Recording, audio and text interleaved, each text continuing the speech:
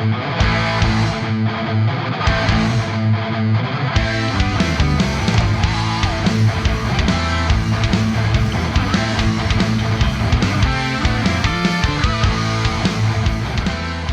hello, and welcome to episode number 32 of CPGB, the home of underground podcasting, where we discuss comedy punk games and books. I'm your co-host, Ryan Parker, and joining me, as always, is a nerd who will drink up all the Hennessy that you got on your shelf. So please allow me to introduce himself. His name is Reed Pegram. I can't believe you did a Humpty Hump reference. I'm so glad you did. I kind of blew it halfway through, but I committed to it, so who cares? No, I respect it. I couldn't think of a weird Humpty Hump-esque rhyme for my name at all. There's really not.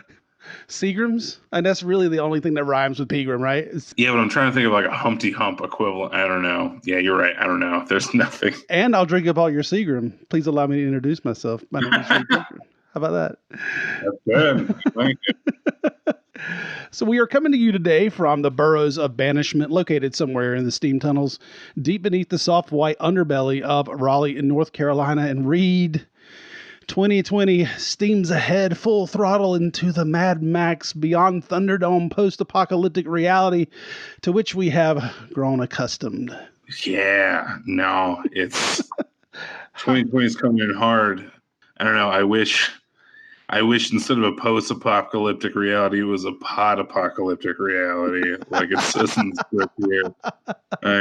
Is that like pot has taken over? Like if marijuana became like a kudzu thing to like an apocalyptic extent, or there's no pot, therefore the apocalypse. So you would have factions on the x-axis. So it'd be like the Indica Sativa Wars, and then on the y-axis would be the flower versus vapors. Oh, yeah. And so you have people who are like so then you can plot people where they fall in that social paradigm because the indicas and the sativas, they don't like each other, but you pit like a flower sativa against a vape indica.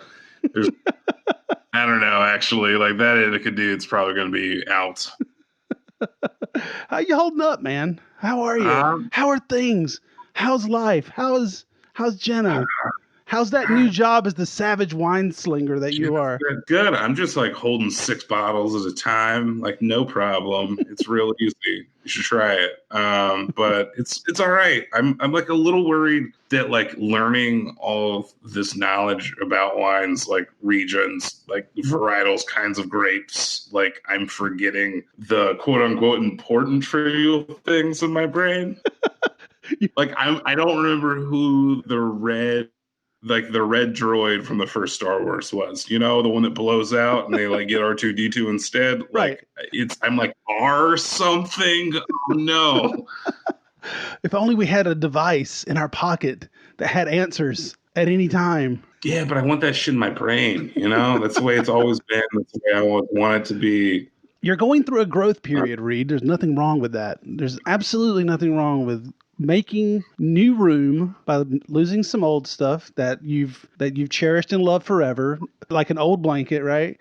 And make room for the new quilt, the new comfy quilt that's coming into your life in the form of wine.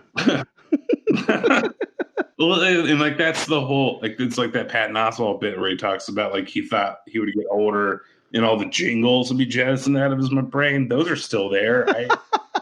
It's true. It's so true, man. I was singing one the other day and Roseanne's like, what is that from? I'm like, oh, that's from a paper towel commercial from like the early 80s. Yeah, dude. I know like the names of news anchors of like the local news of where I grew up. Like not even the one where I currently live in. Like I know Cameron Kent out of like Greensboro. Why the fuck do I need to know that? Adele Arakawa was here. Oh, yeah? Yeah. Donna Gregory. There was Bobby Batista, who later went on to CNN. Tom Suter was the sports guy. Yeah. Batista, who later went on to become Dave Batista. And we all know what happened with him. He went on to win an Oscar in 2021. Just, I just expecting, how do you know 2020 has really jumped the shark? Is like when Dave Batista wins an Oscar. But to be fair, that guy really worked his ass off to become a good actor. because he realized that when he was going into these movies that he was out of his depth. He's like, this is, I know how to throw people around and fall down and yell and make it look real. He goes, but these people are craftspeople. And I Yeah. didn't figure, so he like went hard and heavy into learning his act. I mean, he chops. did a lot better than like Hulk Hogan did, I think. You know what I mean? By far. I mean, as far as transitioning from wrestling to acting. Right. And they were like, you know what? Maybe you're good for a reality show. Yeah, let's put you on a reality show. Well, here's my thing, Ryan, is like I don't think they've like officially released who is Killer Shark in James Gunn's Suicide Squad. Okay. But who knows? Maybe it's Dave Bautista. Maybe 2021 is like somehow so much weirder that Dave Bautista wins an Oscar for his portrayal as King Shark in James Gunn's Suicide Squad. That's a possibility, dog. Who knows? Nothing is off the table. Nothing is off the table for 2020. Nothing. Well, I mean, we have a great show coming up today, man. Epic Games. We're going to be talking about them today, located right here in Triangle in Cary. They're the maker of popular video game Fortnite. It was taken off the Apple Store, and Epic Games, in true American fashion, sued the hell out of Apple. We'll have the fallout from that.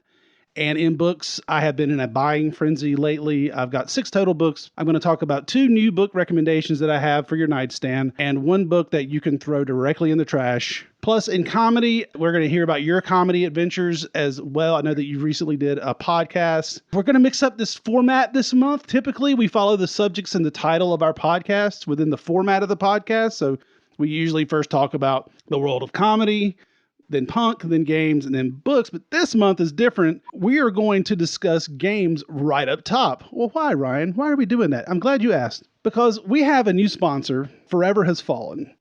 And it is one of the most innovative games/podcasts that I've come across in quite some time. Now, you may think I misspoke there or tried to correct myself by saying games podcast. It's both. It's almost an augmented reality podcast too, and it's kind of an RPG as well. But Forever Has Fallen is essentially a fictional podcast series about a tech billionaire whose global empire is shattered, killing millions of, quote, digital lives and igniting a global manhunt led by a psychotic assassin. Now, you can listen to these podcasts as serialized fiction, standalone, and they would be hella entertaining right by themselves. But here's where the game comes in. You can go to Forever Has Fallen website, foreverhasfallen.com, and enter certain clues that were revealed within the context of the podcast. And the answers to those clues unlock rewards. It's interactive.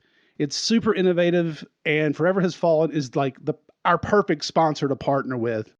So to that, I had the opportunity to interview the founder and CEO of Forever Has Fallen, Kimon Lycos. We talked about how he came up with the idea for the game/podcast and how also this press release he did got him into some trouble with one of the largest news media conglomerates in the world. So without further ado, let's give a listen to my August 25th interview with founder and CEO of Forever Has Fallen, Kimon Lycos.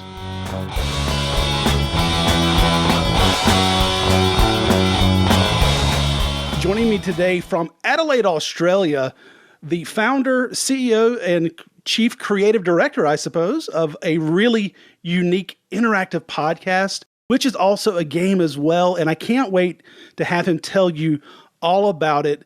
Kimon Lycos, welcome to the CPGB podcast. Thanks, man. How you doing there? We're doing great. So happy to have you. You know, when we at CPGB are looking for sponsors, we try to find a company that is unique, but is also relevant for our listeners as well. And I have to say, I think we've hit all the marks, and we are happy to have you as a partner on the CPGB podcast. Oh, thank you very much. Super to be here. Well, let's get into some questions right off the bat. Forever Has Fallen has such a unique platform. It's a podcast, it's a game, and it's very innovative. Now, can you give us an overview of how the game works? Yeah, absolutely. And it's a good question. I mean, what is this thing? Is it a podcast? Is it a game? Is it an ARG?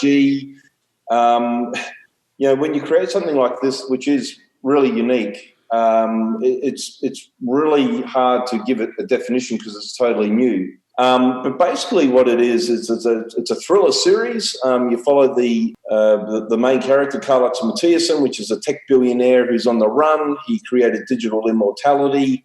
His best friend's been murdered. His company and his masterpiece, the Forever Social and the Forever Engine, has been destroyed. You join the chase. You listen to each episode. In each episode's a clue. And if you hunt down that clue as a bounty hunter, then you are participating in the story. You're participating in the storyline, and you're able to get together with a global community of other people and try to work out just what the hell is going on. I was listening to the first episode of Forever Has Fallen, and it has a very film noir feel to it. It feels like Gumshoe Detective kind of crossed with Black Mirror. Is that safe to say? Yeah, well, hey, that's it's a work of art, and whatever you think it is, my friend, it is what it is. It's super atmospheric. It's very mysterious, and I was engaged from the first 30 seconds listening to the first episode. Hey, let's learn a little bit more about you. From our pre-interview, I gleaned a little bit from you. You said you've been a boxer at one point. I want to know a little bit more about your background and how did you come up with Forever Has Fallen? I've been working in global advertising and branding for, too long. I guess all those years of training, all those years of experience led me to, we like tinkering around with business models and, trying to improve things and disrupt things and do different things, for our clients so that they can stand out and compete and beat the pants off their competition.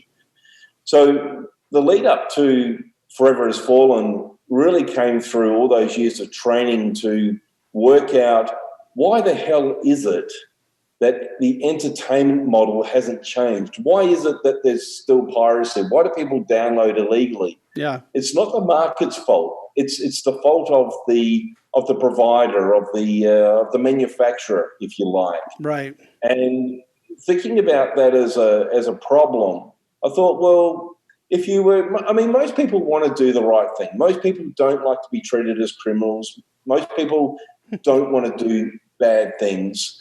But if the model is wrong, if it's unfair or unreasonable or it doesn't suit what people are looking for, people will find another way. Just like Napster. I think Napster is a classic example of that.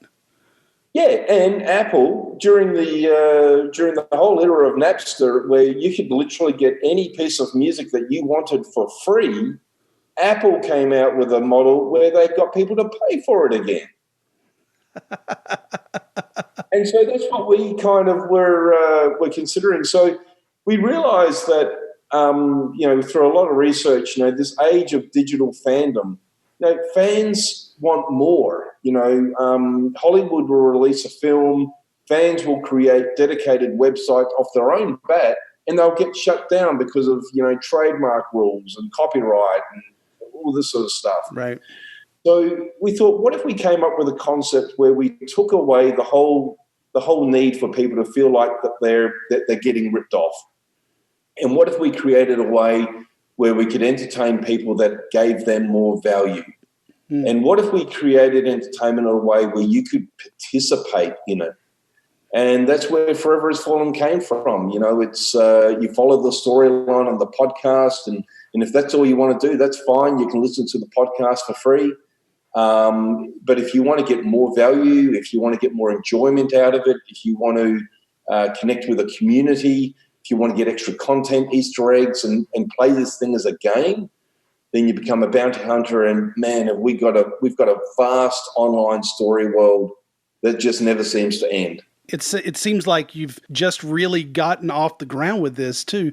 And you mentioned that you had been trying to beat the pants off the competitors and willing to do just about anything to do that. Now, you guys got into a little trouble recently in the UK and the Australian media. It's okay if I talk about this, right? Yeah, absolutely. Go for it, man. Okay, I didn't know if we had to have your lawyers in the room or anything like that. No. So you got in some trouble in the United Kingdom and the Australian media because of a public relations event that you organized, and it started with a press release. Can you tell us what happened? Okay, so one of my big heroes is Orson Welles. And as we all know, Orson Welles did a thing called War of the Worlds, Right. Made a radio play, the ultimate radio play, in my opinion. And he had an entire country, the beautiful United States of America, believing that this shit was real. They were digging bomb shelters. Running down the streets and all kinds of crazy shit. So anyway, So what we found the central company to the story is the Forever Social, which is offering people digital immortality. And we found the engagement with the Forever Social to be really, really interesting because it's on the cusp that this could actually be real. Right. And so we've been doing some really cool stuff on like Reddit, and there's some great Reddit threads going on at the moment with people discussing and debating the ethics of this and, yada, yada, yada. So we put out a fake press release about the Forever Social, talking about that, the Swedish billion-dollar company is about to launch digital immortality for the masses. Now, my details were there, all my contact details, all my contact information was there, and we were targeting game and entertainment publications. In any case, long story short, one of the world's largest news companies called News Corp jumped on this. They wrote a full-page article, did this big thing on it without realizing that it was all bullshit. Without ever picking up the phone to verify the source, right? Didn't call me, and just a simple Google search of Carl Axel Mathiasson would have revealed that the person that they were quoting and attributed quotes to was a figment of my imagination. Oh, man, that is the best troll I have seen in a long time. And you trolled News Corp, which is Rupert Murdoch's. And now it's turned into this thing. So we've got this, our government-run station called the ABC Australia. Yeah. Has this segment where they pick up on this kind of stuff. And they actually ran like a 3-minute piece. You can see it on our YouTube channel, the Forever Has Fallen YouTube channel, where it's really nicely, evenly dealt with. But basically, yeah, look, at the end of the day, if you're a journalist, contact the source.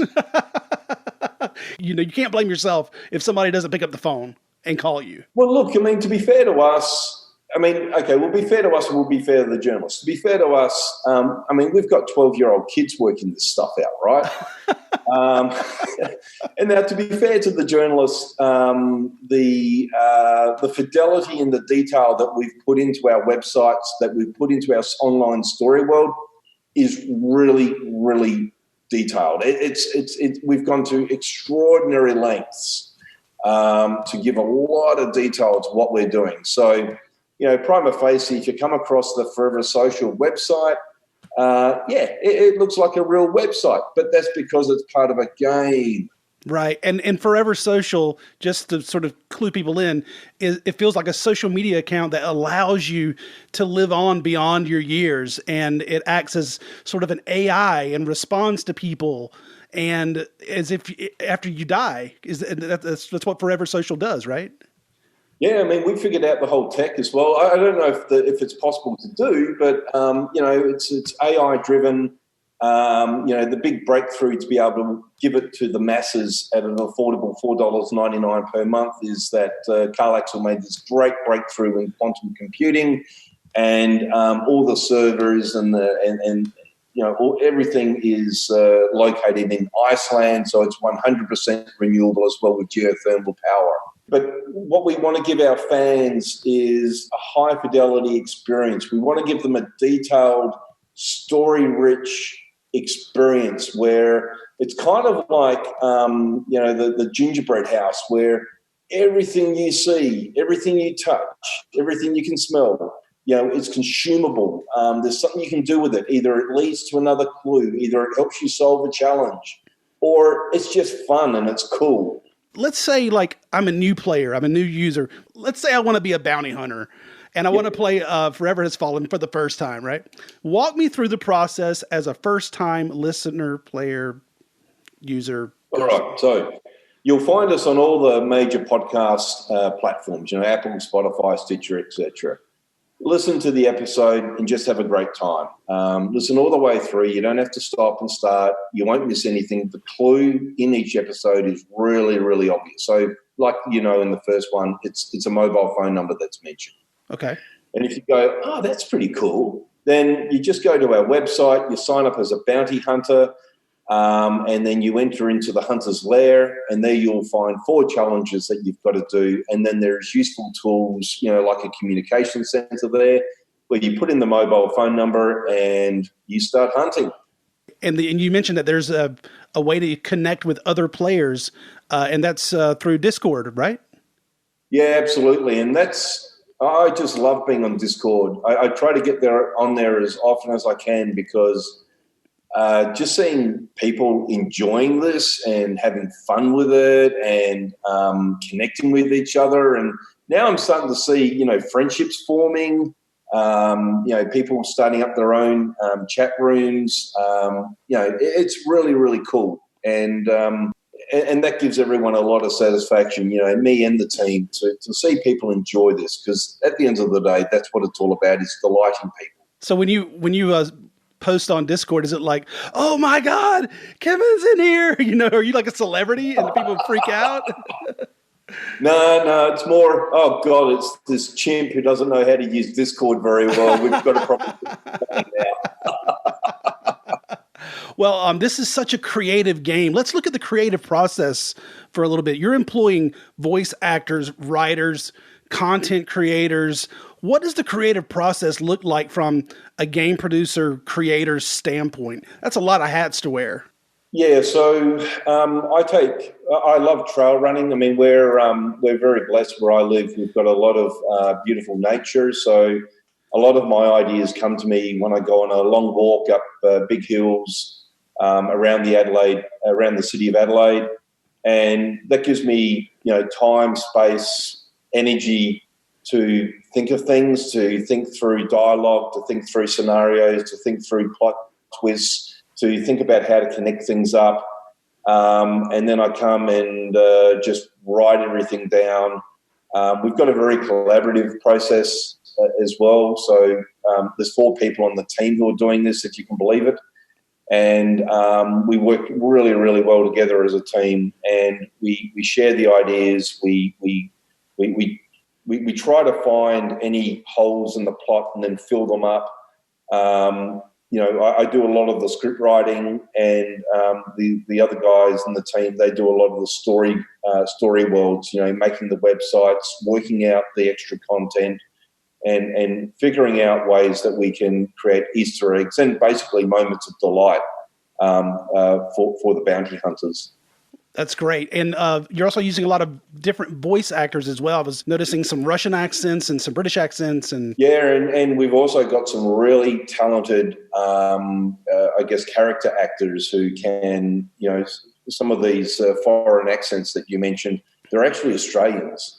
Oh, wow. No kidding. Yeah, and I'm just amazed at how much talent is out there. And so I've got to give a big thank you to Abe Studios, who actually happens to be in Tasmania, which is a really small state in Australia. And the organisation that these guys have done to pull all this talent from around Australia, which, as you know, is a pretty big place, but also with some international voices as well, I'm just in awe of. Like, they are amazing how they've done this. Well, I know we're right up against the clock here. I know you've got a meeting to go to. You're a busy guy. So what's on the horizon? What's next for Forever Has Fallen? Well, we got episodes 4 and 5 in production at the moment. I'm now penning episode 6, and we want to get season 1 out there within the next 4 or 5 months. So there'll be 10 episodes per season.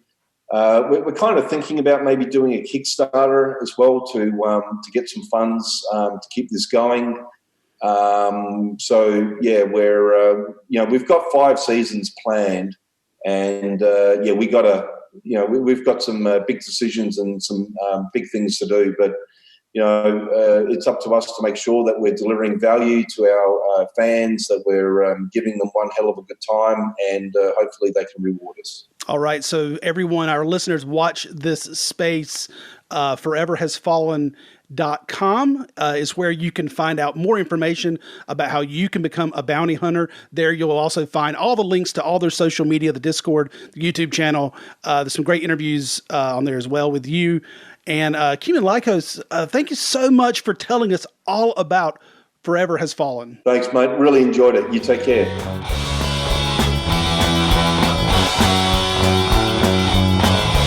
Special thanks once again to Kimon Lycos, such a talented guy with a great vision for the company, and we hope to be doing more things with him in the future. What do you think, Reed? Oh man, I'm really interested in checking it out myself. I think it's really cool that they've, like he was talking about writing this for working on the scripts for it. Like it's really cool to know that like someone's worked really hard on the storytelling of it, but also on this whole even different dimension of it that is being interactive with it, being like a bounty hunter. That's like I think that's really dope.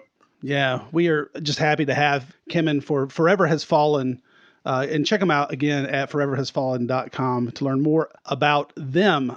Still staying in games for a hot minute here. Earlier this month on August 13th, the popular video game Fortnite, which is created by Epic Games right here in Cary, about 20 minutes from Raleigh. Fortnite was removed from Apple's App Store on the 13th of August after Epic Games attempted to circumvent Apple's 30% cut of in-app purchases. Now, everybody who plays video games knows about microtransactions.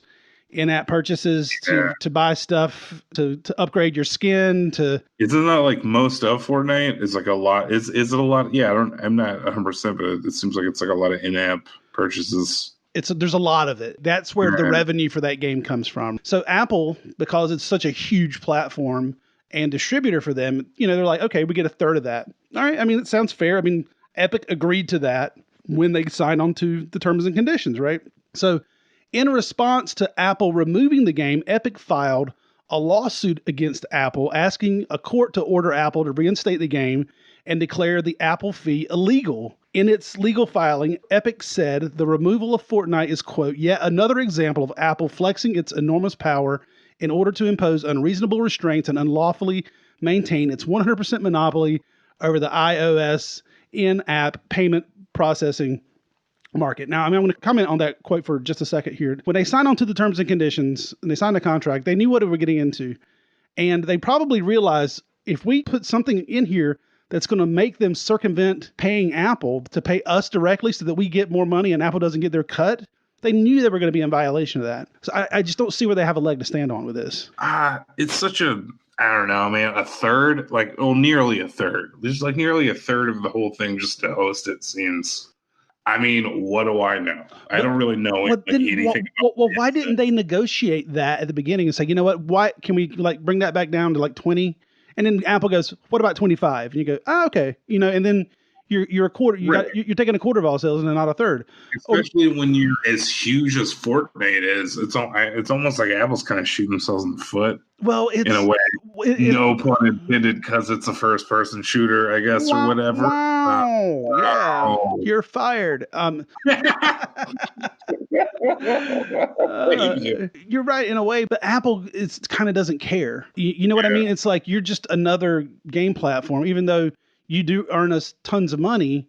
Okay, let me get back to the story real quick. Epic, after it released its in-app payment system, a system that they created that would have bypassed the fees taken by Google and Apple's app stores. So not only Apple, but Google as well, right? That's a little shady to say. That is kind of shady. That's, I don't know. It's like, I feel like you have the brand, you could probably just have a direct market, Or they could have just raised the prices if you wanted more share of the margin. It's like just raise the prices where you need it to be to make your margin. Anyway, so Epic's founder and CEO, Tim Sweeney, I know his name quite a bit. I read it in the news here all the time.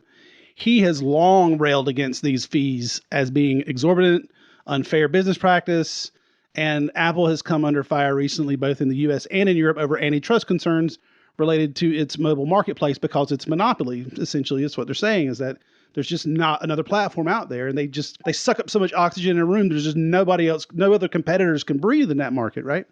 So Right. in its release, Epic Games told its users that using the in-app payment system rather than Apple or Google's in-app payment system would result in lower prices for them. It offered 1,000 V-Bucks, that's the in-game currency, which is about $10 worth of Fortnite's internal currency, for $7.99. So they offered $10 for $7.99 if a player used the direct payment system. Using the normal Apple payment system, the same amount of V-Bucks would cost $9.99.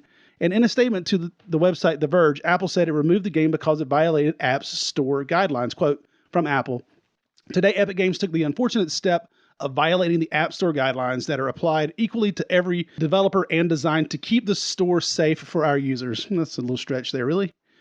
Keeping the store safe for our users. I guess that means that... No, yeah, that seems like it's trying to, these are like weird dudes in trench coats in alleyways trying to sell you V-Bucks for Fortnite or whatever, you know? Right. It's a they're using the slippery slope fallacy.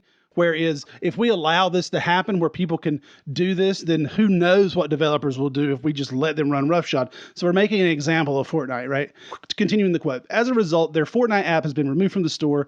Epic enabled a feature in its app which was not reviewed or approved by Apple, and they did so with the express intent of violating the Apple Store guidelines regarding in-app payments that apply to every developer who sells digital goods or services." It says here that it's not the first time that Epic has tried to bend app stores to its will. Earlier this year, Fortnite finally returned to the Google Play Store after protesting the company's 30% fee too.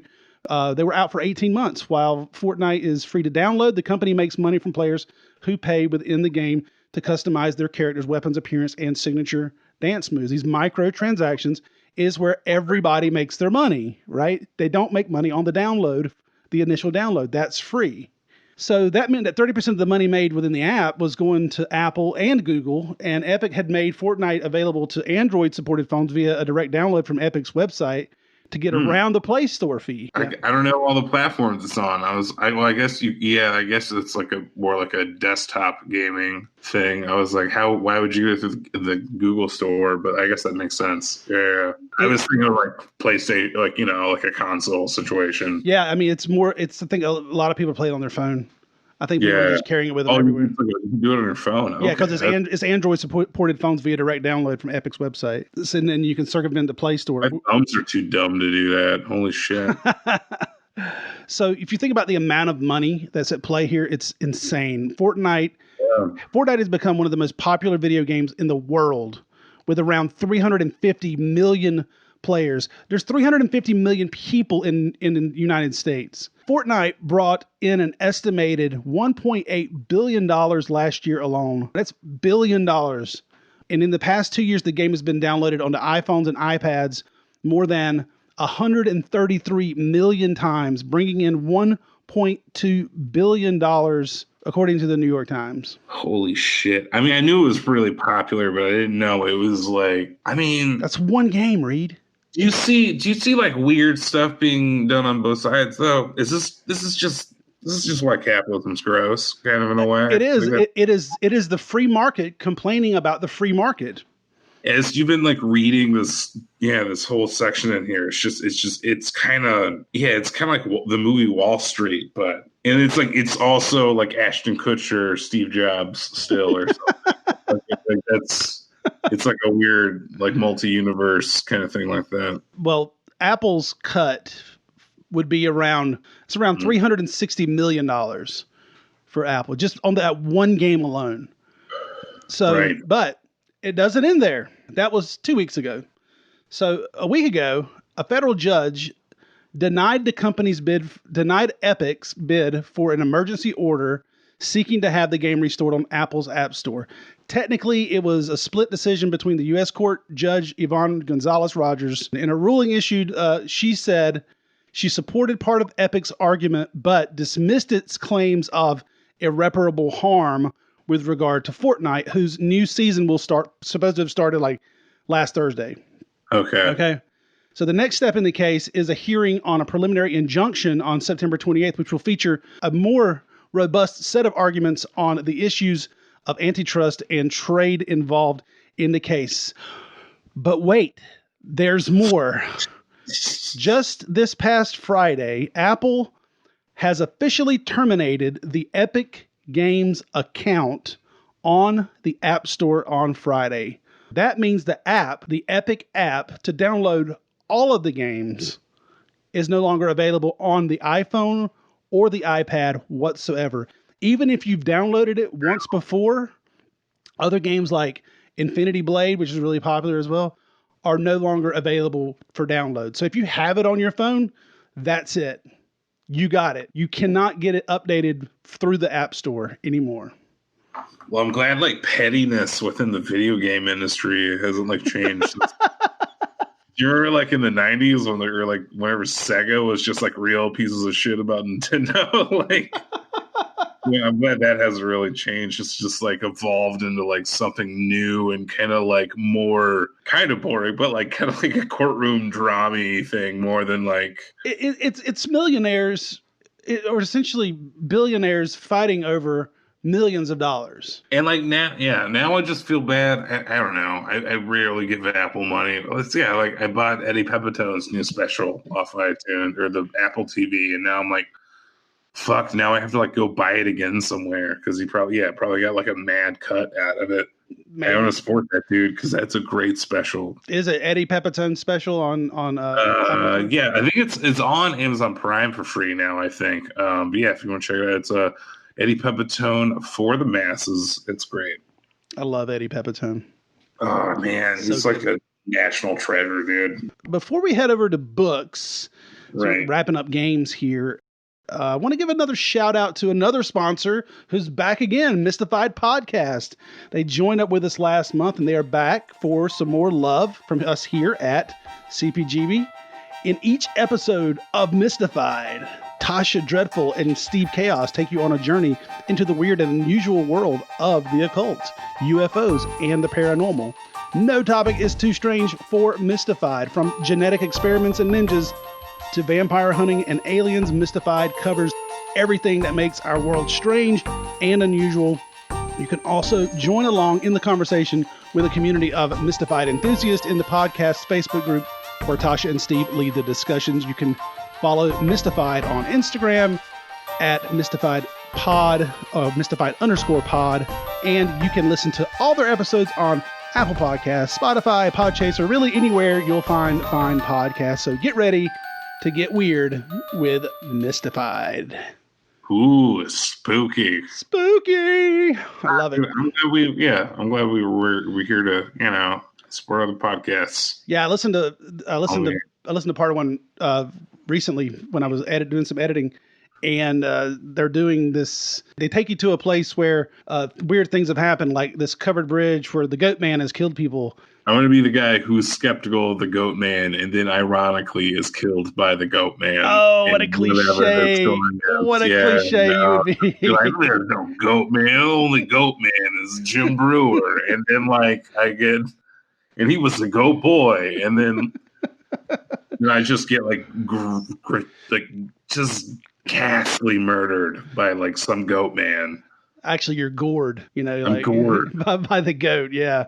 Just hundreds of times, just headbutted. Are we already playing the game? Metal Band? Are we playing?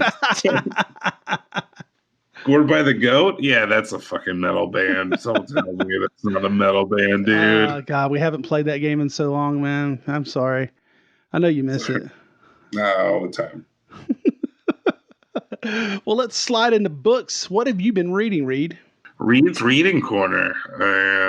I have like just a stack of comic books and like an ashtray with a lit cigarette in it. Come on in, kids. No, what I've been reading, Marvel did recently they did a Absolute Carnage event. Oh, I saw that. And I found myself just falling, just kind of reading the whole thing. It took a while, just all the tie-ins and everything, because I was getting caught up on Nick Spencer's Amazing Spider-Man, and then it was just one of those tie-in issues. And I was like, you know what? I'll check out Donny Cates' Venom, and it was good. And I don't know, it was a lot. Like the main story's dope. It's like, so like the Venom and the Carnage symbiote or whatever. It's kind of like showing that they're like their creator is kind of like this dark god like figure who'd like been around since before like even the Eternals came to create life in the Marvel universe. You know what I mean? And you know what I mean? They're older than the Watchers and the Eternals. He's older than that. He was the first thing, man. He liked the darkness. Does he have a name? Is he named? Oh, it's Null, which I was gonna say. Like, did Marvel just bring in Kull the Conqueror as a character? Like, is that canon in Marvel? Kull, Kull.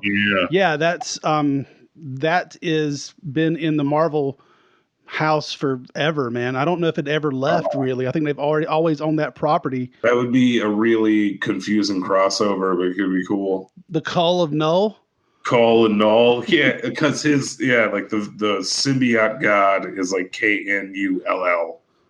So it's just Kull with an N, kind of. That's lazy writers. They're just like, it's a cool concept. It could be I don't know. What if we just put an N beside the K in Kull? Yeah, let's do that. Cool. If I ever read the whole event again, I would make a drinking game where so like pretty much Carnage is trying to reconnect this like mental connect this dark god guy, and he's gotta collect all like, so anyone who's worn the Venom symbiote, like the symbiote's actually even in like their DNA, it's like sits in their spine kind of. So anytime that Carnage or somebody would rip out a spine, I would drink and you would get pretty fucked up. Like it's just so much of it is just gratuitous spine ripping outing of, I don't know. So does he exist in the symbiote? Is it just that part of him? No, the symbiotes are like his creation. It's like they're sentient. It's sentient. It's its own thing, right?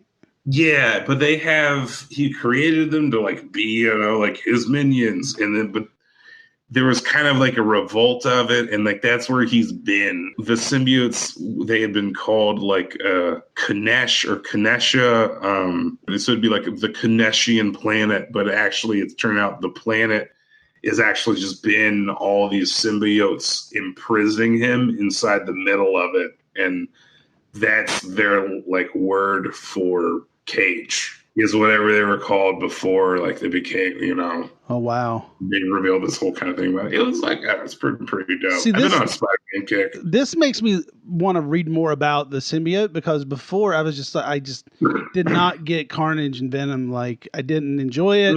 I'm like, put your tongue back in your head. I don't want to look at it. I'm not like the biggest Carnage fan. Wipe your mouth off. You're slobbering too much. I don't know. I didn't have a. It didn't scratch my itch, but it's some of the like. Well, it's very contemporary for you, kind of too, right? I'm sure you were. I don't know. That was. Yeah, that's ageist. That's way to go. But yeah, thanks for that. I'm old. Yeah, that's fine. Nah, that's fine. Go speak to human resources. No. I'm kicked off the island. I understand. But it seems like I would enjoy this because I like the cosmic aspect of the comic books, or Marvel's cosmic stuff. I like Galactus, Silver Surfer, Watchers. Did you tell me this, that it's in Silver Surfer Black? Does he become like a host? It's still in my reading list, man. I've only gotten through. Well, so I hope I didn't spoil that for you. I've only gotten through 3 issues, and I guess I don't have to read it now. Thanks, Reed.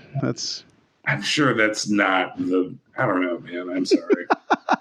Because I forget, because I'm not the biggest spoiler guy. I'm kind of I'm more of the execution of it. No, sometimes I think you think like your knowledge is cursory about something when it is so deeply niche that nobody has any idea what you're talking about. It's like you think everybody knows what you're talking about, and I have to say, there's probably been probably 40% of the time I'm going, this is a great story, and I wish I knew who these people were, I'm just going to let Reed continue to talk because it sounds very interesting. I'll go look up all this later. Oh man, maybe people will be like, yeah, I don't know. Yeah, you're right. Imagine being like married to me. It's like super bad for Jenna. I feel really bad. I really think you could teach a class on this, man, on comic books, or I mean, because the knowledge that you have, at least a panel. Yeah, I can't believe you haven't done more like comic book focused panels. You should check out my stand-up shows. I've seen them, man. Again, I'm like 40% there with you on that one. I'm like, oof, man, I don't know, I'm not sure. That's what I don't know, man. So I read that, and I don't know if you were like, man, I wanted a good Carnage story. Like, it's there, but just the main one's good. There's the Donny Cates one. Yeah. What else do you read, man? Besides that, I've been reading Super Gods by Grant Morrison, and that's also equally nerdy. It's I'm not that far into it. I'm at like 50 pages, but it's. Do you know the comic book writer Grant Morrison? 18 Days. No, I mean he had like an 8-year run on Batman, and he did like New X-Men. I mean he's done like a lot of stuff. He's like crazy prolific. I'm sure. Yeah, and it's not your bog standard comic book. Yeah, stuff. And that's the thing. He does like a lot of weird, not like weird, but it's outside of the whole superhero genre. Which I for one am happy to see. Truthfully, like Sweet Tooth and. Ooh. Sweet Tooth, great. Anytime you can step outside of the realm of the same thing that we've been doing since World War II, let's do something else. Yeah. So what else, man? What else you been reading? I read that Willie picked it. I know we've been talking about it for like a year or more. That serial killer book, right? But you're working on. You're reading that, but you have a project in mind involving that too. So yeah, there's an instance of like reading it not just for recreational reasons, but for specific knowledge for later on when you're utilizing it for something else. Yeah, like I've been reading it and taking like a lot of notes, and doing a lot of highlighting. You ever just like highlight too much and you're like, but if everything's highlighted, how am I going to know what's important? I felt myself having that moment where I was like, it's just so much stuff I could feel like I could use, but then like just everything's kind of highlighted. I don't know. Oh man. So it's a disgusting book. You would hate it. It's highlighted like a motherfucker and but isn't that so much writing in the margins? You would hate it. Isn't that like the same process of like writing a joke? Is like you have like the premise and everything is highlighted and you really have to come back with another highlighter to like highlight, like you did everything in a yellow highlighter. Then you come back with a red one so that it turns orange. So now you have some things that are yellow and some things that are red and some things that are orange. And like the orange stuff is really important. Like if this thing had to go to a screenplay, it had to be shot. Right. What are we cutting? Otherwise, I mean, but to your point too, Reed, if it's a lot of material, maybe it's not a feature. Maybe it's several episodes. It's a limited episode. So now you're thinking about like episode breaks. Like where's the end of this episode and how many episodes can we get out of this if we did it, right? Because with each medium, I feel like you build characters differently. You know what I mean? Right.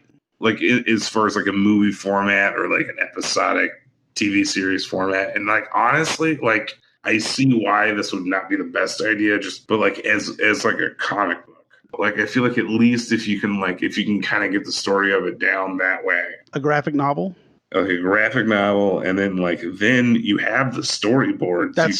Those are essentially storyboards. Yeah, you're right. So like I feel, and like also you're not really tied down by budget restraints because it's art. You can draw whatever you want. Do as art like a comic book thing. Well, maybe you could apply the technique and process that you learned by watching Ben Bishop talk about how he, does his writing formula and apply that to the story, right?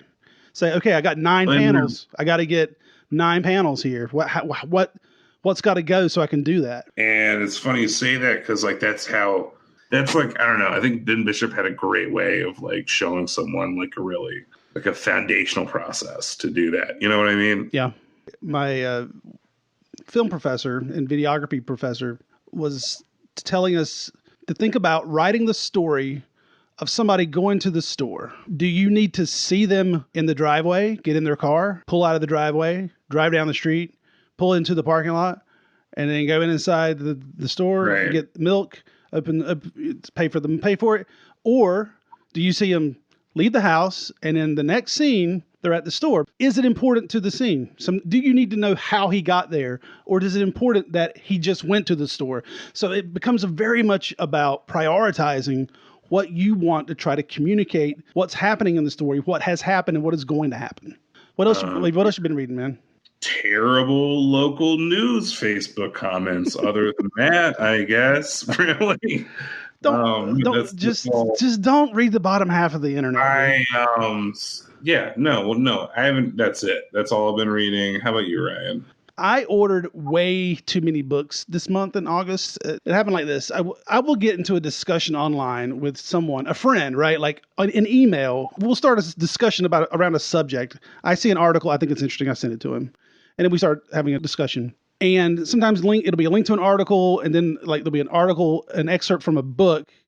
And so based on the article, it'll pique my interest. And I'm like, okay, I'm going to order this book that this article's written about. Or they'll mention the book in there. And like, okay, where can I get it? And I typically try to order directly from the publisher and not order through Amazon so that the money goes directly to the publisher. However, because, trying to do the right thing doesn't necessarily mean that you'll get the same results, because I ordered his through the publisher and I said, you know what, I'm going to try an experiment. I ordered one for myself, but ordered it through Amazon, and I got mine in 3 days and he got his in 7 days from the publisher. So even though you support the publisher, it may take longer. Just be aware that this is not instantaneous. There's a reason Amazon is the megalith monster giant conglomerate that it is. Okay. This is a good friend. I've known this guy for more than 30 years. He's a fan of the podcast. His politics are a bit right of center. And my politics is I'm like left of Karl Marx. And so we all You're have... like if Karl Marx burst into flames from his beliefs. It's like you are super Saiyan Karl Marx is what I'm trying to say. You know what I mean? Right. So we have lively discussions on email, online, messenger, text. And I had mentioned that in one of the emails we were discussing, I was like, look, essentially the U.S. elite took a Puritan colonial capitalist system with a slave-based economy and transitioned it into a xenophobic slave wage free market. That was my comment. So he was like, well, what the hell? Slave-based economy? And then was his thing. It's like maybe the commodity-driven southern states, Virginia, North Carolina, South Carolina colonies, southern U.S. at the time of the Civil War, but not the totality or even the majority of the United States. The U.S. was not built on slave labor, but small parts of it, like plantations, were self-contained economies. Did benefit from that. Now, in my heart, I knew that was inherently flawed. And it came from years of revisionist history where slavery was compartmentalized into an unfortunate side effect of the economy, and the Civil War was about states' rights, not slavery, yada, yada, yada. So, I found a great article that led me to this book called Slavery's Capitalism. And it's a fantastic book. I've only gotten through like the first few pages of it, but I'm excited to read it. And just reading some of the excerpts and articles that were written from the book and about the book, one of them reads, American capitalism, which was based on a robust slave economy, is the culture of acquiring wealth without work, growing at all costs, and abusing the powerless. It is the culture that brought us the Panic of 1837, the stock market crash of 1929, and the recession of 2008. It is the culture that has produced staggering inequality and undignified working conditions. If today America promotes a particular kind of low-road capitalism, a union-busting capitalism of poverty wages, gig jobs, and normalized insecurity, a winner-take-all capitalism of stunning disparities, not only permitting but awarding financial rule-bending, a racist capitalism that ignores the fact that slavery didn't just deny black freedom but built white fortunes, originating the black-white wealth gap that annually grows wider. One reason is that American capitalism was founded on the lowest road there is. And that's an end quote from that article that referenced the book. And I said to myself, I'm going to start an unsolicited book club. And so I sent him a copy. I sent one to myself. I'm not even going to ask him, right? So I just send him the book. I'm like, dude, we're going to read this together. And it talks about how if you were buying cotton anywhere in North America or anywhere in Europe, it was cotton from the U.S. And what it did is it fed the machinery of industrialism, and it was in all the banks. It was the marketing economic push that the slave economy created. And in the introduction, literally the first page of the book, in the first paragraph, the third sentence, it reads, "Slavery was the foundational American institution organizing the nation's politics, legal structures, and cultural practices. Cotton was the most valuable export, and the capital incarnated in slaves exceeded that invested in all railroads and factories. Accordingly, Northern profits and the capital accumulation these profits produced to eventually invest in Northern manufacturing were based on Southern wealth derived from slaves." Now that is that's the introduction, so you can see where this is going, right? It's going to sort of pull back the covers of this like revisionist history and say, so here's what was really happening. It's like all the wool that was produced in Rhode Island went to the South for blankets for the massive amount of slaves that were down there.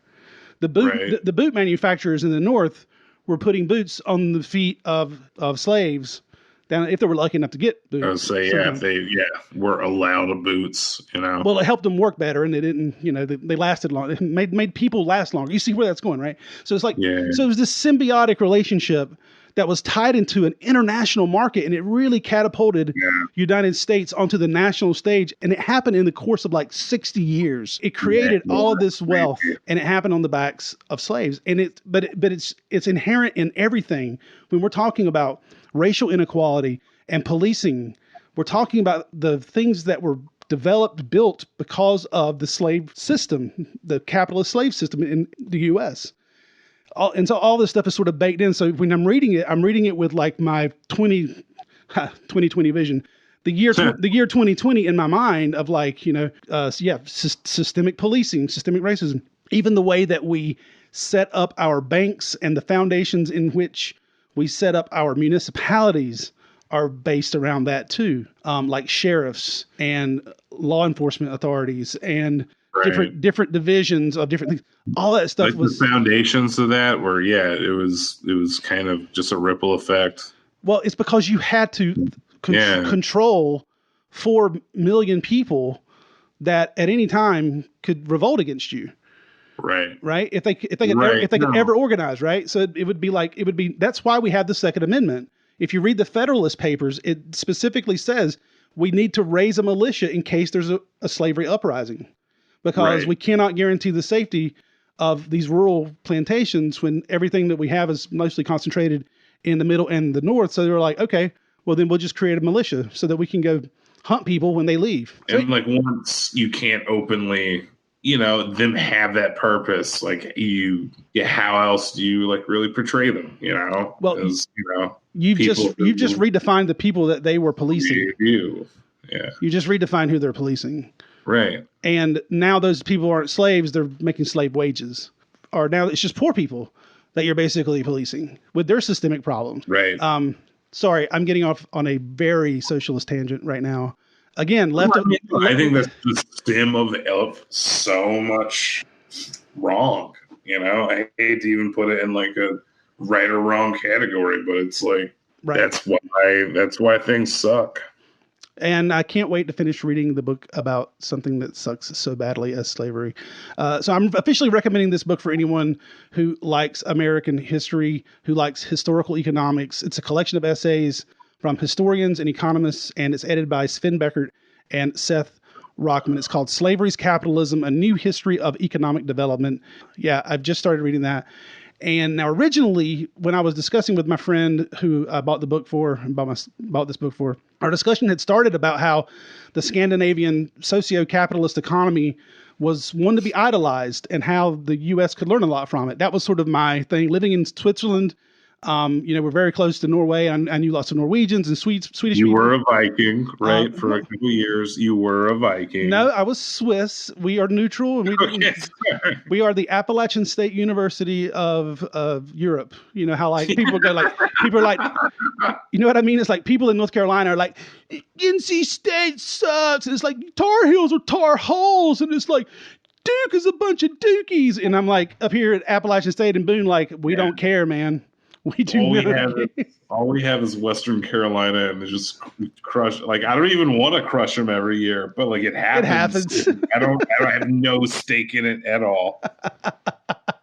So we had discussed about how Norway, Sweden, Denmark, Iceland, how these economies, specifically Norway's, were very specific to the Norwegians. Well, that was his argument, is that they were very specific because Norwegians are a very homogenous society and this, that, and the other. And I'm like, I think that's just inherently flawed. As more of a surface level thinking, it's easy to sort of put this reason why it wouldn't work here in your pocket. I get it. We're so many $1 trillion in debt. I mean, but the thing is, if mom and dad have maxed out the credit cards, the kids can still eat and fix it out and fix it and fix their generation, right? At any rate, I bought a book by George Lackey called Viking Economics, How the Scandinavians Got It Right, and you can too.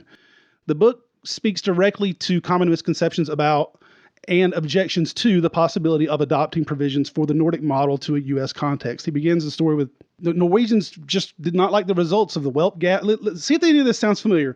There was a wealth gap, hunger, poverty, crime, elderly friends were being warehoused or left in isolation, and young people without hope of a good job. Does that sound familiar, right? Yeah. Okay. So I live here. Right. So Norwegians said, this is stupid. And they didn't like the attitudes that went along with inequality. Well, there's a lot of attitudes about inequality in the U.S., right? So over the course of several decades in the 20th century, they did this transition that brought about several very specific Nordic movements of workers, social reformers, who campaigned and won political power, and then when their political power was voted out, they still pressured governments through mass protests, including direct action when the system was unresponsive. So George Lackey sort of dismisses this common right-wing ideology that Nordic countries are all, quote, welfare states and full of dependence. He says, in his words, that the Nordic model is a, quote, universal services state that focuses on poverty alleviation, a robust social safety net, and full employment with a commitment to work as central part of their anti-poverty strategy for those who are able. Notice that last piece of context, for those who are able. For those who aren't, there's a social safety net there for them that they're taken care of and won't starve, and they've invested in, And if they get sick, they will not go into bankruptcy because they had to go get cancer treatment for their stage 2 lymphoma. So the quality of life for workers is much higher. The work-life balance is considerably healthier than the United States. And that's been proven by surveys and census over the course of the last 15 years. And George Lackey says that there's an average of hours worked in the U.S. is about 1,790. The average number of hours worked in the U.S. is 1,790 compared to 1,418 in Norway. And so they're as productive as we are. They're just doing it in less time. Right. And it's probably because they don't have this system that brands, like this correction system that like makes employment more difficult for past offenders, Right. Like, I'm sure they have I think I watched a documentary on the like Norwegian prison system and like kind of the recidivism rates and everything like that. But right. They have a way better reintroductory system back into society than we do. Right. It's not like, well, here's $50 in the door and here's all your stuff that you walked in here with 10 years ago. Good luck. And also, every time anyone hits enter on your name in a computer, like all this shit comes up, and you will never, Well, the thing is that they're just so much more productive. Like we work 300 more hours, and yet they are as, if not more, productive than Americans are. So that means think about having 300 hours back of your life that you could do whatever you want to do. Is that like every year? Yeah, that's like 10. That's like 14 days or something Yeah. a year. That's at like 2 weeks worth of more time that you would have to do what you wanted to do. And that equals out. I mean, because when you think about it, like when you sign up for a job in Europe, well, at least in Switzerland, 6 weeks vacation right off the top. And that's when people talk about taking the summer off. You're literally taking a month and a half. And some people who've been, they got tenure, or they've been working for 10, 15 years. They got 8 weeks, 10 weeks off. They just, are gone July and August. And then when you get back from vacation, you don't have people standing in the break room going, must be nice to take off so long. Yeah. No. I don't know if you have ever worked with people like that. But no, yeah, it's like, well, why do you want to be here so much? I understand money and duh, like that's the natural answer, and I get that totally. But I don't know, like, isn't there something else you want to do outside of these fucking walls that we have to clean? Well, he might have had to work a little bit harder because you were on vacation. Yeah, and then he resents that as opposed to like just dealing with it. Because that's the way it is, you know what I mean? And it's so it falls right into that like bootstrapping themselves, and it's like it's a myth, that rugged individualism myth that has been spoon fed to us since we were kids. Dude, man, the thing is, like, the whole whatever rugged individualism is now, like, it's not individualism. It's like complete conformity. It's falling into like a pre-designated slot in this cog of this thing that spins around the fucking sun 365 days a year. Sorry, I feel like that felt like kind of heavy and kind of like angry. No, that's fine. I wish Galactus would drop in on us. No, yeah, like, like I said cog, and I was like, you're fucking monologuing right now, dude. What are you doing? Like, no, I understand you have it bottled up. You haven't been able to do your mics. I don't know. No, because I'm just like, cool. I don't know. Everyone that like had that just real, I get it. I'm saying somebody who's not ever really had a lot of money at once, not even really a lot of benefits at a job. Like, it's just like, I get it's great to, like have had, this is your first, maybe you didn't even have to go to college. Maybe you're just first job out of high school, paid well, and that's just what you do now. Yeah, like a trade. Yeah. Well, like, yeah, I guess so. You go to your 9 to 5, you come home, maybe that is probably nice for people. I get that life routine. I could never do it, man. It's so boring.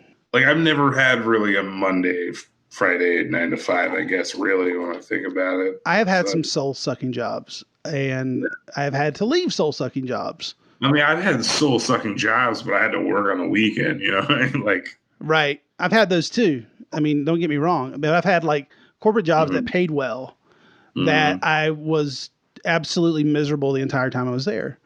And it was because of people like that. Like, if you take off for 2 weeks, if you just take off for 2 weeks, which is unheard of almost now, it's for somebody to take a 2-week vacation in the U.S. is crazy. Yeah, like a week. It's like, whoa, dude! You're a whole. And Europeans think we are fucking insane, dude. They shake their head and they're like, you Americans, you work too hard for such little money. And I'm like, yeah, I know. I don't know how to fix it. It's just it's a fucking system that we bought and paid for years and years ago, and we are so caught up in it. So anyway, I'm officially recommending Viking Economics. Sorry. How the Scandinavians Got It Right, and You Can Too, by George Lackey. And shit, man, we're running out of time because I was going to tell you about the guy, my friend, who I sent the book to. As a gesture of good faith, he sent me 2 books. One of which was Eclipse Phase, which is a sci-fi fantasy role-playing game. It's sort of like the Netflix show Altered Carbon. But in our fantasy role. And what was it called again? I'm sorry. It's called Eclipse Phase, like the phase of an eclipse.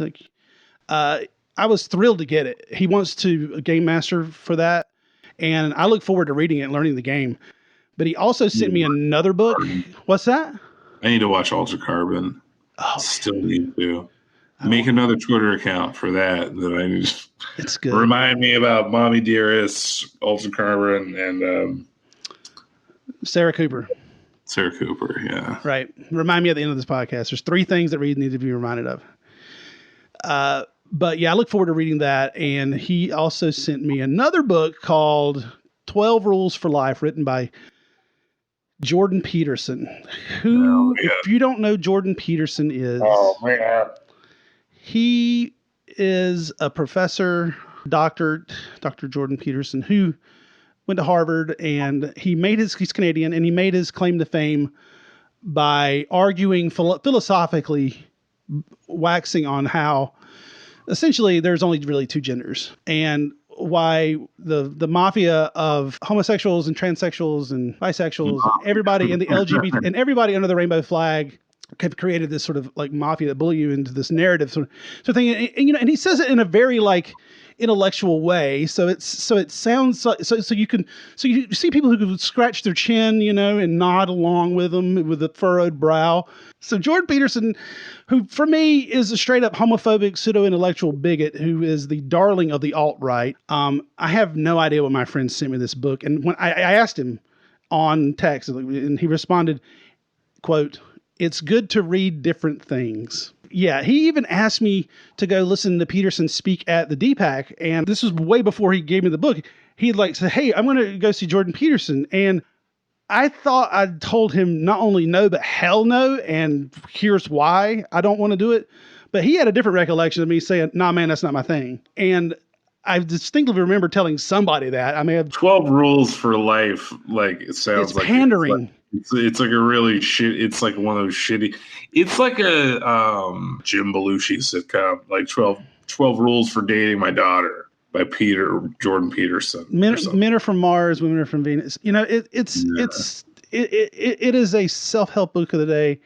See, when you were telling me before the show, you were like, "and one that you'll throw in the trash." I was like, "What are you saying? What does that mean?" Now I get it. Yeah, I mean, I'm sorry. I don't want this to launch me into a 20-minute diatribe about how Jordan Peterson is a sexist, pseudoscientific, alarmist huckster who is making his bones selling shitty self-help to desperate alt-right incels.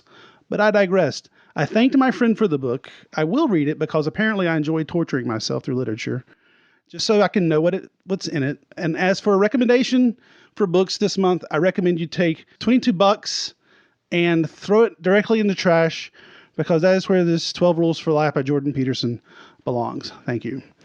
If you have any recommendations for books we should be reading, send us an email at cpgbpodcast@gmail.com, or you can talk to us on social media at CPGB Podcast, or Facebook us at CPGB Podcast. This is a great time to have a new sponsor. This was a good month to have a new sponsor. Oh man, maybe people actually talk to us now. Maybe people that at least disagree with us will be like, you just, you know what it is like we're like 65 days away from an election.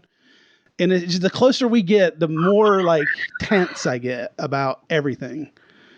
Fuck, I've been really on a big, like, I can't wait for a fall kick now. And now I'm just like, shit. But also, like, I'll get to wear hoodies, but also this whole thing. That second wave of COVID. Oh, yeah. Long sleeve t-shirts and shorts. Yeah. So shall we go to punk? Yeah, let's go into punk. Natural follow up to Jordan Peterson. Let's go to punk. And we still, right. We still got games to go too, man. We got a long way to go. So there is a Save Our Stages campaign. And are you familiar? Have you heard about the Save Our Stages campaign, Reed? Yeah, it's like it's been kind of like a grassroots fundraisery kind of deal, right? Yeah, it is. It's an industry organization called the National Independent Venues Association, or NIVA, NIVA, has started the hashtag Save Our Stages, which urged music, theater, and comedy lovers to sign onto a letter urging their senators and representatives to throw their weight behind industry support via an act that is being dickered around with in legislation right now. So how does it affect us locally? Well, our punk shows, all of our music shows are gone. And we want these venues to continue to be around. I mean, I don't want to never have, I want to go to the Lincoln Theater and see Guar again. I want to go to Kings and see Great Cover Up again. But these guys are essentially bars and their venues. They're getting a double whammy from the state. And we need, they got to continue living. And like the Business Payroll Protection Act really didn't help them that much because all that money had gone out the window. And like that money's running out now. And saving the music industry is going to be a long road back. They talked, the Independent Weekly, I'm reading from their article, Josh Whitman, who's the co-owner of Motorco in Durham, says that North Carolina led the nation with the most signatures on the letter to senators and representatives. Yeah. I mean, that's great. Like, it's terrible it's happening, but like, I don't know, man. Right. And so under the multi-phase reopening plan, under the governor's executive order, entertainment venues are still closed and will continue to be closed until the health mandate is so that it is safe to go back into these places, which may not even be until we get a vaccine to where we can be in these venues anymore. We just don't know what that's going to look like. For people who don't know, in the United States, COVID isn't going away. We just continue to have super spreader events everywhere we go. Right. Yeah. It's just continuing to just manifest itself. Maybe we could have live events if Smash Mouth wasn't a thing. Wah, wah. All right, I thought that was more topical than like just being a real shitty. But you're right. It's like the big Sturgis event. Trump had 1,000 people in Washington with no masks on, and very old people, like octogenarians in the front row of that, like looking like nothing was no problem. Never heard of COVID. You get a wet zone of some live, like theme park show. Yeah, it's like going to see Gallagher without your plastic. No, thank you. Yeah, exactly. That's a weirdly close metaphor. It is, isn't it? I mean, America's just the audience, and he's our Gallagher up there smashing fruit, and we're loving it. People and just in our faces, just so hard. Yeah. So this is actually a bipartisan act, the Save Our Stages Act. It was introduced in July 29th by Senator John Cornyn and Senator Amy Klobuchar, and it's starting to get some traction. And there's another bill designed to sustain independent venues. It's called the Restart Act. So there's two different things happening. But of course, the reason that nothing has happened, like these things were introduced months ago. And of course, the steaming pile of used COVID masks named Senator Mitch McConnell adjourned to the Senate without any relief package agreed upon and will not even be debated until they return after the Labor Day break. So local venues and promoters have been like really, really key in pushing this bill to get before Congress. And like 19 venues across the Triangle have come together in a call for music lovers to show their support by signing onto a letter in support of the legislation. I feel like every time like the entertainment industry as a whole is kind of like shit on, and it's just like these are still people's jobs. It's like still a job, and it's like I feel like people think it's an easy thing to do. Like it's like a real like if you love what you do, you don't. It's not like it's still a job, And I think we've really seen that we have no safety net for that at all. And I think that if anyone deserves kind of this pardon for rent, and like to still be in place, it's venues like that. Cause I think that's true with any business. And like I open at past venues, like if your welding shop couldn't be open, like fuck your rent, dude, like whatever. So the multi-reopening phase has put entertainment venues in a very specific problem because some are, they don't sell food, so they're not a restaurant, right? Because restaurants can be open.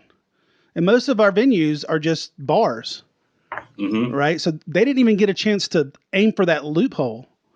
And all the people in the chain that it affects, think about this. It impacts club owners, the comedians, musicians, sound technicians, bartenders, lighting technicians, the people who work the door, the bands that come through, all the touring acts and all of those people that they support. Like, yeah, dude, just keeps going. outside the door. It's not even just like in the physical building. You know what I mean? Yeah. Yeah. And it's, and it's just all about feeling safe, man. It's like, when are we going to feel safe enough to be sweaty next to some dude with way too many tattoos on his face that is just blasting up against you from the pit, When is that going to happen again? Right? Like I think I'm at the point where like I'm almost 30, but and this is probably where I should really retire, but like I kind of want to get in the pit. Well, listeners, you can get involved. Here's how you can help Save Our Stages. Get the hashtag Save Our Stages going on your social media. Hashtag Save Our Stages with a picture from one of your favorite shows, you hanging out, or a picture of your favorite band, and link it to the National Independent Venue Association's website, which is NIVA Assoc, which is NIVAASSOC.org. Click on the Take Action button, and it will guide you through writing a letter to your representatives in U.S. Congress. It'll help Save Our Stages. I've already done it. It takes about 10 minutes of your time to navigate it, 5 if you're not a slow typer like I am, and it's so worth it. Yeah, man, let's see, we check our time, and we are, Reed, we're going to be long this month again. Oh, man, where did we talk too much at? I don't know, everywhere. Everywhere, yeah. So, but I do not want to skip over this though. And it is every month I'm trying to do a little bit more to raise awareness and raise people of color up in the podcast, because Black Lives Matter. And I always try to bring something to the podcast. And it's been Afropunk recently, and we actually lost somebody in the Afropunk scene recently. Memphis musician Omar Higgins passed away on April 18th. And he was the bassist leader of reggae band Chinese Connection Dub Embassy, but he also founded the hardcore punk band Negro Terror. And the 37-year-old had been hospitalized since suffering a stroke earlier in the year. Higgins was a beloved figure in the local music community, both for his work on stage and off. In addition to his bands, he was also a musical ambassador for Les Banlieues and an activist on the front lines of anti-racist and anti-fascist efforts in Memphis. He spent a lot of time in different bands. But then in 2010, he would go on to form Chinese Connection Dub Embassy with brothers Joe and David Higgins. And most recently, he formed the black hardcore punk outfit Negro Terror. And the group released a demo recording, The Bootleg, in 2017. People fell in love with it. And in an interview with Commercial Appeal last fall, Higgins said that the idea behind the band was to destroy existing stereotypes about African Americans and punk rock. He said, quote, "Coming up playing this music, people looked at me funny. They'd say, 'That's white boy music,' but music doesn't have a color. And it's not about being an, quote, all black punk band either. The whole idea is for young African American kids to feel comfortable doing whatever it is they want musically. The band is about destroying those old ideas." Reed, you just watched a documentary of Negro Terror on Amazon, right? Yeah, like earlier today, it was released like last year. It's a documentary by John Rush, but it's free on Amazon Prime. No, it was really good. It's just, it clocks in under an hour, and I don't know, this is something to take away from it. I think it's a good introduction into the Memphis music scene and like why that band was important. I think like the quote from, I think it was maybe the drummer, and they weren't just like the best black punk band, but they were just the best punk band, you know? Right on. In general. It was really great. I hope you check it out, because it's just, they do covers of like Screwdriver, who I guess ended up, I think in the Reformation in the 80s, they were kind of like a neo-Nazi skinhead punk band, you know? But Negro Terror, certainly they did a cover of the band, of one of their shows, Invasion, songs. But yeah, like reworking of the lyrics and everything, and it was, intercut with footage of, young black men being like pulled over and just, being a part of the systemic racism machine that right, suppressing people of color. And it was like an interview with the guitarist Lycos, who was just talking about like that's like it was, you know, the name of the song was Invasion, and it's like that's the experience of, you know, an average black male was like that's the invasion to him, like the invasion of my neighborhood. That's an invasion of my well-being, and that's an invasion of my human rights and invasion of privacy. Yeah, no, and it's also like that song I sent you. It's a Voice of Memphis. It's pretty much a reworking of Voice of Britain, which was also another Screwdriver song that was pretty racist. And I don't know, dude. It was just. I love the fact that they just took something that was inherently white supremacist and said, "Okay, guess what? We're going to own this now, and then we're going to reshuffle it, and we're going to spit it back out to you through a hardcore band." Right. It's led by Omar Higgins. And it's fucking fantastic, dude. You know, it just pissed people off on the internet, and I'm glad that it did, you know? Well, let's give a listen to Omar Higgins' band, Negro Terror, the song Voice of Memphis, recorded live at the Owltown Skate Park.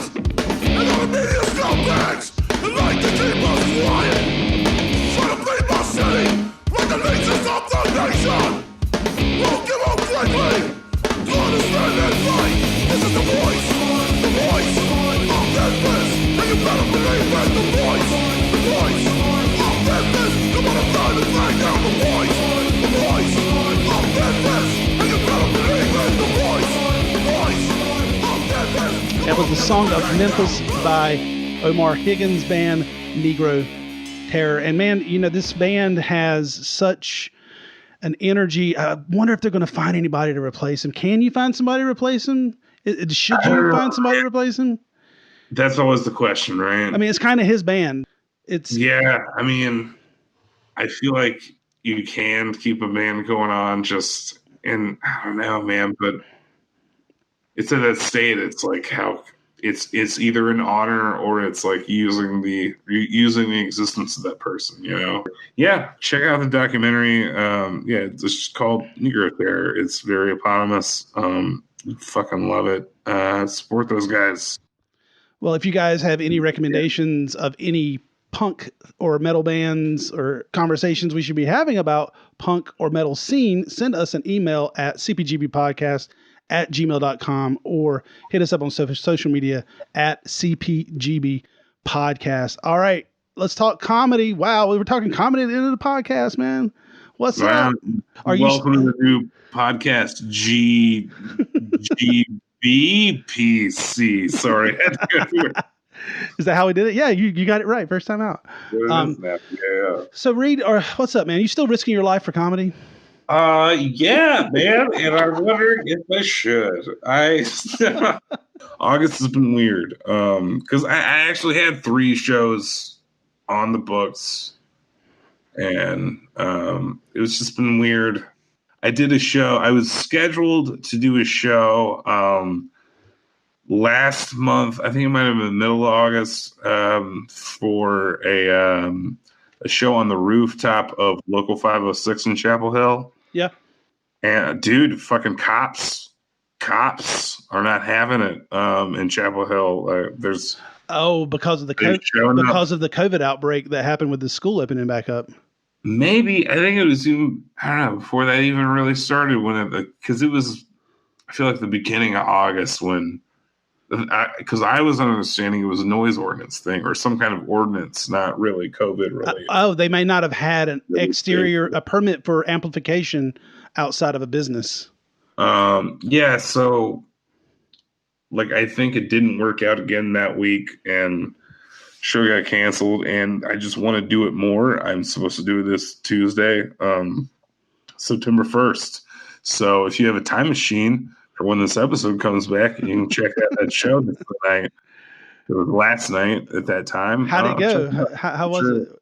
Oh man, I got I just said, since it was a rooftop show up as Batman, and it did not end that well.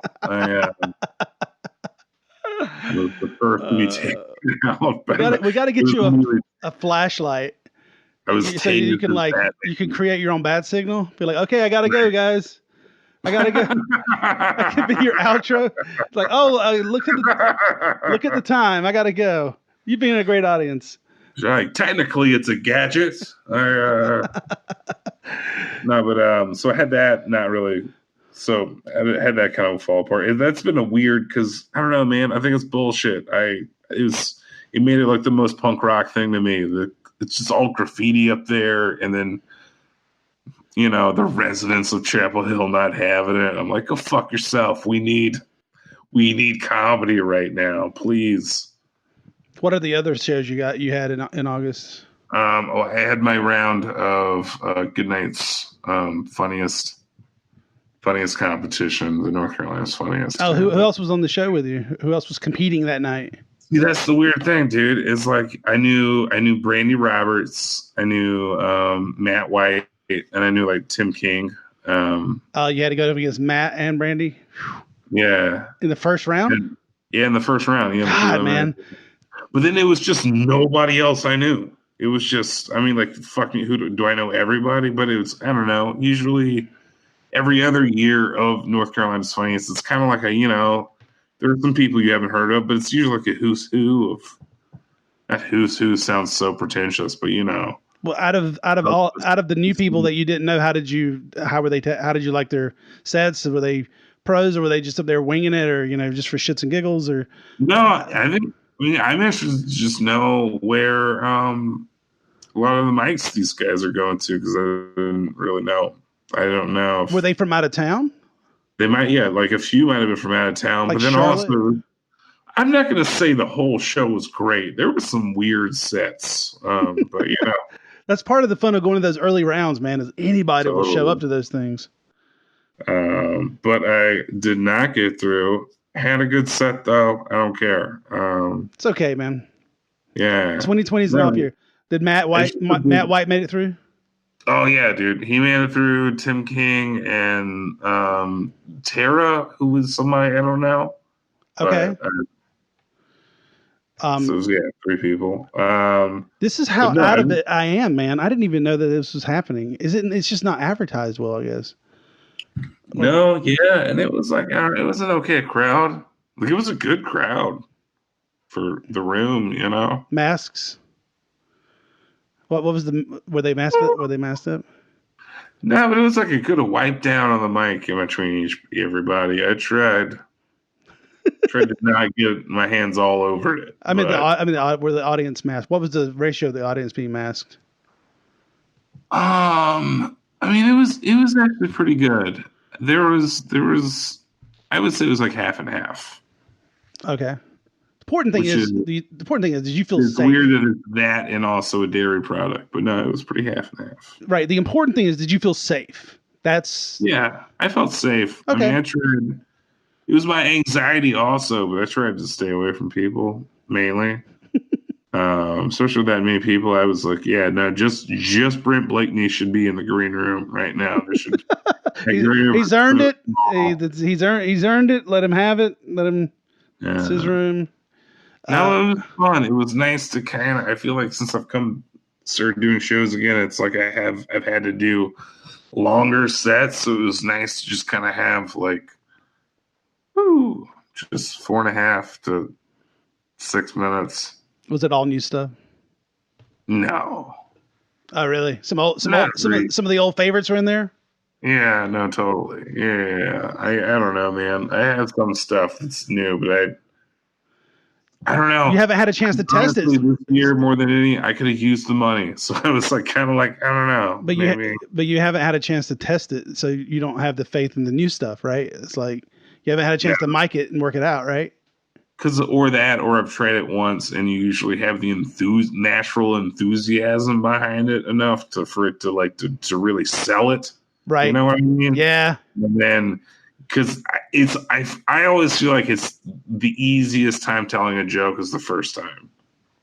You know what I mean? It's always kind of, it's like trying to find that enthusiasm of like this being the first time you're saying this. Oh man, God, I'm the polar opposite of that, dude. I feel like the most recent time that you told it was the best time you ever told it, because that's how you've known it longer. You've rehearsed it. You know how to hold something this long. Okay. You know how. If you hit the beat here and make this little hand gesture as you do this, and maybe look up to the light when this happens, and then you know what I mean. It's like you've had this, and this is I think an actor coming to it from like a comedian coming to it. You know what I mean? It's like I'm coming to it from a guy who likes the scripted page. Right. No, and you're actually you're probably right. It's just like I guess. Well, it's your personal enjoyment. Like, what do you enjoy more telling? You like telling that joke for the first time, right? So your enthusiasm is going to be right behind it. And for me, it's like starting a rehearsal or doing improv for the first time with people I don't know is like stuff I just makes me like die a little inside. I like to have prepared and shown up and put this shit out as fast as I can or as best as I can this time and do all the takes and make sure I do. If I wiped my brow on that last take, I'm going to wipe my brow again on this take at the exact same word. Especially after talking to editors. I talked to an editor this week who I'm going to be working on a project with. He's going to be the director of photography, but he's like, in editing, man, you nailed every one because you put your hand on the chair every time, same time, and made it so easy because the other guy you were acting with, he was all over the place. He was, improvising a couple of lines or missing words, and he wasn't hitting his spot every time. And I'm like, damn, I'm glad like my obsessive compulsive nature is actually starting to pay off for me. Yeah, I think that's just a general, just like because like for me, I feel like I have because I think of it as the premise, and then I drop the premise, and like I feel like that's the moment is the most genuine, natural laughter and delivery from both parties. You know what I mean? Yeah. And then it's like from there, you're like, all right, now I build off of this thing. Right. And then it's kind of, so it's like, I get that. I get the way, I get what you're saying. And it's weird how it's that different. Right. You like the process of building the house. Right. Yeah. I've had to like totally rethink that, especially now that like you can't go to an open mic every fucking night. You know what I mean? Like right. When you could just do comedy every day, like it was just like, yeah, but like, I'll just see if this is kind of funny. And then I'm like, all right, well, now I'm going to like that thing worked from last night. What can I build from that? And I don't know. You have to be your own feedback loop. Right. And so now it gets into like trusting your instincts about what's funny. And I don't. And like, so I think that's a whole weird anxiety confidence thing. And well, no, that's I think this is the Venn diagram of where like a comedian and an actor sort of overlap, is that the insecurity of what you're doing is there every time. You're putting yourself out there. You're doing it a performance. You're making choices. You're making decisions, and it's on screen or on stage for everybody to see it. And it's on me entirely. 100%. What you're getting. At least I can say, oh, you know what? The director's wasn't too good. The script sucked. I've got things. You listen. Let's not like romanticize it too much. Like I know you've heard comedians just like, me and that crowd sucked. And it's like, oh, is that weird that your incest rape joke didn't work? No, to be fair, I have seen some terrible audiences.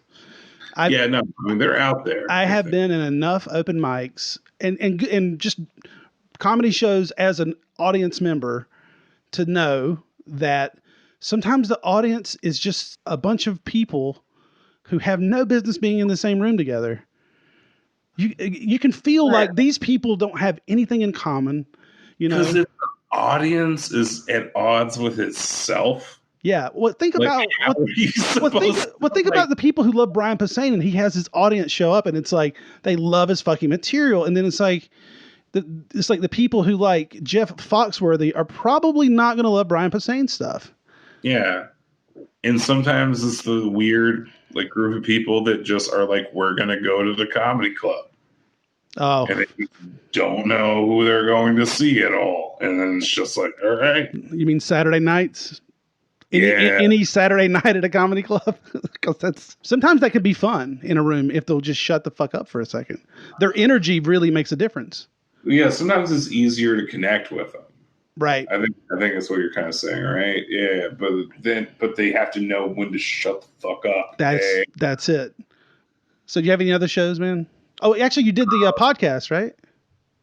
Oh yeah, no, I did Neil Hoover and Daniel Story's podcast, The Creative Businessman. I know Neil Hoover through, I probably didn't personally know him from a couple years ago, but he's a co-owner of Comic Dimension in Greensboro. There's like a comic book store on like Spring Garden Street. Yeah. But he is in business with this Daniel Story guy who they both rent out a whole studio, and like, I don't know, dude, it looks great. They have great cameras, great mics. It's too much. I came after work. I watched it. They have somebody directing it, switching cameras. Jesse Knight. His name's Jesse Knight. That guy was pretty dope. He was probably handling audio and camera switching, right? He was crew. Yeah, and he asked me I think in some non-superhero comic book or like what I thought about stuff. So I was like, yeah, fuck yeah. It's a great looking podcast. It sounds great. The production value is top notch. But I feel like I need to go, like me and Dustin need to go back and actually talk business, because I feel like I was there and I tried explaining who I was, and then Neil tried to ask me if like am I like a sole proprietor, like all this tax stuff, and I was just like, do you gave me scotch and I don't know, you want to talk about math and stuff, and then what's the premise of their podcast? Well, it's I mean they have like actors on, writers, I'm pretty sure other comedians. I think they're mainly trying to get to like the business side of whatever creative endeavor it is. But mostly entertainment. Mostly entertainment I've seen so far. Yeah. I think they've had an economist on before, which I don't know, if depending on what you like, could be entertainment. You know me, I love historical economics books. I mean, yeah, you got a slavery economic book and then like a Viking economic book. But no, it was a really good time. I talked about starting to do comedy, how me getting hit by a car, that whole incident really played into it. And Neil has had a prosthetic leg, I think, for a long time. You know what I learned from that, by the way? Did you watch the whole thing? Is that you used to wear cowboy boots. I never knew that. That's awesome, man. I've never seen you cruising around in your chaps and your hat and your boots. I bet you're cute.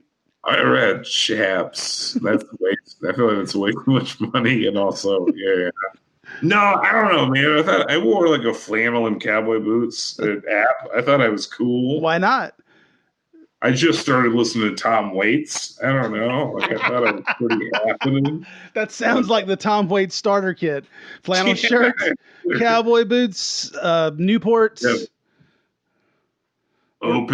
Open flannel shirt over a graphic tee, or he probably smokes like Mitchell's, like something that's like New England, Maine area cigarette.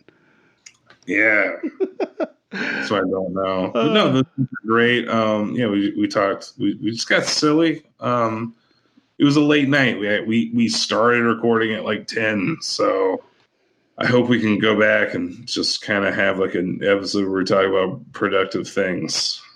I feel like we got real silly on it. Well, good. Maybe they'll have you back as attention horse with Dusty. Yeah. Well, man, I think we're going to have to keep moving on. We have a couple of people we want to say goodbye to, unfortunately. Oh, if you have any comedy things that we should be discussing, talking about, chatting about, just send us an email at cpgbpodcast@gmail.com or at cpgb on any of the social media. And we're going to say goodbye to a few people. And Reed, you have penned a tribute to someone that we just recently lost, like in the last few days. And that is the Black Panther himself, Chadwick Boseman. Yeah, no, it's still a fresh wound.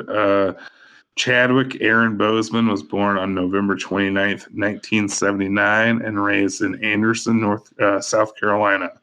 He graduated from T.L. Hanna High School in 1995 and later attended Howard University in Washington, D.C., graduating in 2000 with a Bachelor of Fine Arts in Directing. Boseman furthered his education at the British American Drama Academy as well as New York City's Digital Film Academy. Boseman started his career in Brooklyn, landing his first television role in 2003 in an episode of Third Watch. In 2008, Boseman moved to Los Angeles to further his acting career and landed his first starring role in the 2013 film 42, portraying baseball pioneer and star Jackie Robinson. Robinson's widow, Rachel Robinson, commented that Boseman's performance was like seeing Jackie again himself. In 2014, he starred as James Brown in Get On Up, doing some singing and all of his own dancing. In 2016's Captain America Civil War, Boseman portrayed the king and champion of Wakanda, T'Challa, also known as the Black Panther. Next, Boseman portrayed the first African-American Supreme Court Justice, Thurgood Marshall, in 2017's Marshall, directed by Reginald Hudlin. Boseman reprised the role of T'Challa, Black Panther, in the character's own eponymous film in 2018 in Avengers Infinity War and Avengers Endgame, released in 2018 and 2019, respectively. Boseman was diagnosed with stage 3 colon cancer in 2016, which eventually progressed to stage 4 before 2020. He had never spoken publicly about his cancer diagnosis. During treatment involving multiple surgeries and chemotherapy, he continued to work and completed productions for several films, including Marshall, The Five Bloods, Raimi's Black Bottom, and others. Boseman died at his home as a result of complications related to colon cancer on August 28, 2020. With his wife and family by his side. He was 43 years old. Yeah, I never knew how sick he was when he was shooting like Endgame. Nah, man. And I don't think anybody had any idea. He was 43 years old, man. He was younger than me, and he had such a great career ahead of him. And I think if this pandemic has taught us one thing, it's kind of like cancer, it doesn't discriminate. And it doesn't care how old you are, how frail you are. You can be in the best of shape, and you never know, man. That's really great, man. I appreciate you doing that. So we also said goodbye last week to Riley Gale, the singer-musician who formed the Dallas thrash metal band Power Trip in 2008. He passed away on August 24th of this year. His death was announced by the band the following day. Riley was born in 1986 and formed Power Trip in 2008 at the age of 22. He had previously worked an office job while attending the University of North Texas in Denton. And in 2013, the band signed with Southern Lord Records label and released their first studio album, Manifest Decimation. Their second album, Nightmare Logic, was released in 2017 to critical acclaim. The success of Nightmare Logic catapulted Power Trip to fame, and soon Riley Gale was sharing the stage with the likes of Ozzy Osbourne, Anthrax, Exodus, Testament, DRI, Suicidal Tendencies, Napalm Death, Lamb of God, Five Finger Death Punch, Hatebreed, Danzig, Obituary. List goes on and on and on. This extensive touring helped Power Trip become one of the most popular thrash metal bands in the 2010s. And Gale stood out in the metal scene for using his platform to speak for political and social justice causes. He was critical of the president and the current president, and his band once tweeted a cease and desist to Fox News after the network used a Power Trip song. His music was filled with political overtones, such as the one song off the Nightmare Logic album, If Not Us, Then Who was inspired by John Lewis, the civil rights legend. Riley Gale was 34. If you have any recommendations for things we should be reading, send us an email at cpgbpodcast@gmail.com or hit us up on Twitter, Instagram, and Facebook at CPGB Podcast. Oh, by the way, I've started uploading. I forgot to mention this, and I need to start adding it. I've started uploading our episodes to YouTube. So if that is your thing, yeah, we've got about 4 or 5 on there. Some of the most recent ones are there. I think I'm like 2 months behind. And I haven't done the ones from like a year ago, but I'm getting them up there. So check out our YouTube page as well. And it's still at CPGB Podcast. Reed, where can people catch your shows in the month of September? Oh man, in September, oh fuck, dude, I'm just turning 30. I don't have any shows. Really, you're not booked? That's fine. I mean, not really, right? Other than the 1st of September, which it's already, by the time you hear this, it'll be too late. So no, I'm just going to be at home watching Black Panther with the sound off, but with the full Power Trip discography on repeat for about a month. And no, but I should have some pins in. I might throw up on the interwebs, see if you guys want to buy them. So if you want to just check out my social stuff at Reed Pegram, RIDPEGRAM, anywhere.